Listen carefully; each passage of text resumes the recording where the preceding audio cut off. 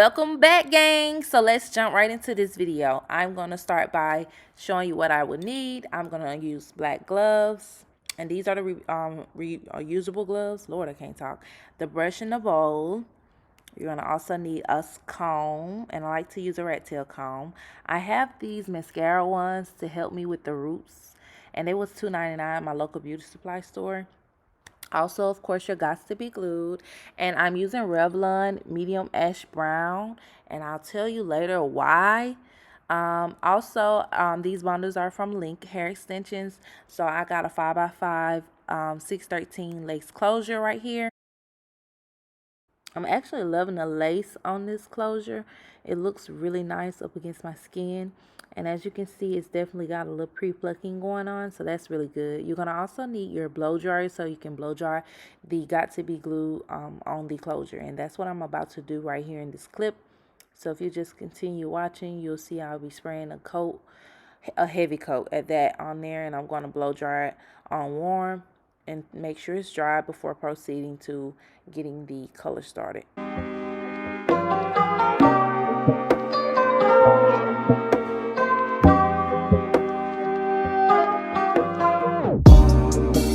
Okay, so now I'm going to prepare the color.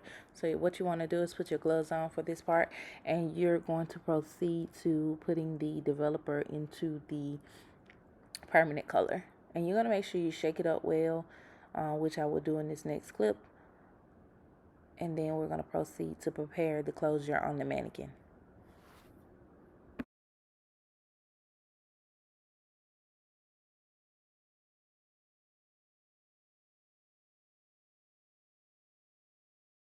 Okay, so now what you want to do is you want to open that up, and you want to pour the content into your bowl so you can get prepared to put the color on the closure.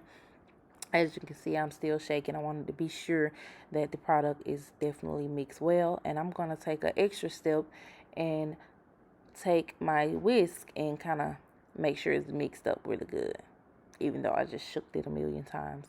So here we go. We are going to T-pin the closure onto the mannequin head, and then I like to part it down the center. Wherever the part is located, that's where you want to part it at, to be sure that no color gets on the lace in that area, just in case.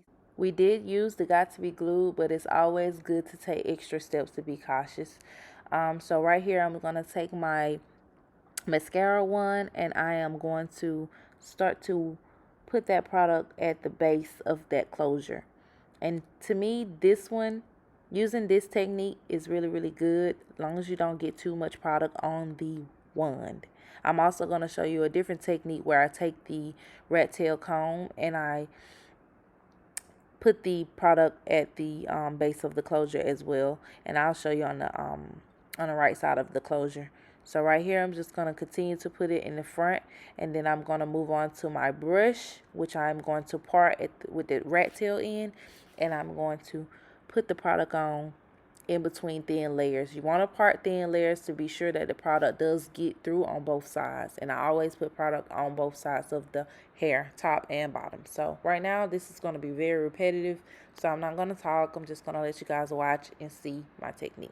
So just keep watching.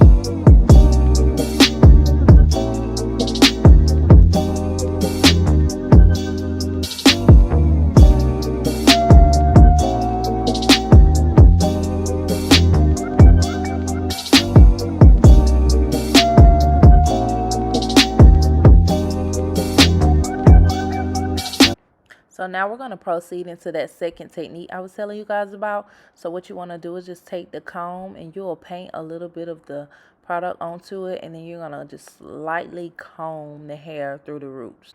I typically use the comb technique when I'm doing the entire lace closure or frontal one color.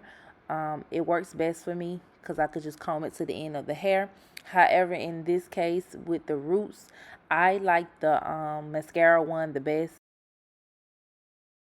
So I'm just going to continue to paint the color at the roots on both sides, and again make sure that the layers are thin so that the color can penetrate to the opposite side. But to ensure that it does, you can paint on both sides. And I'm going to continue to do that throughout the rest of the video, and then I'll come back and show you guys what it looked like after I've washed it and allowed it to sit for a while. So continue to watch, guys. Thank you, and be sure to like, comment, and subscribe.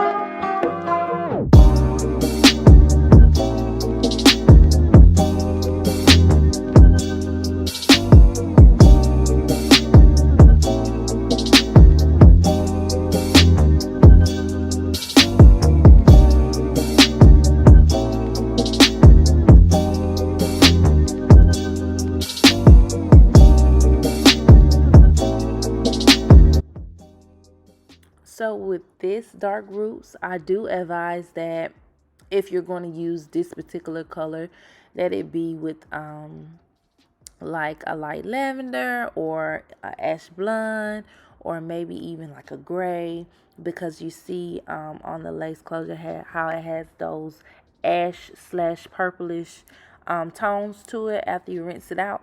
So I feel like it will blend really well with those colors that I just mentioned. Of course, you could do other colors like purple. Of course, lavenders and purple in the same category. But I really do think those colors would look good with this dark root. So I was doing more of an ash blonde and it looked well. So thank you guys for watching, and be sure to like, comment, and subscribe if you like this video.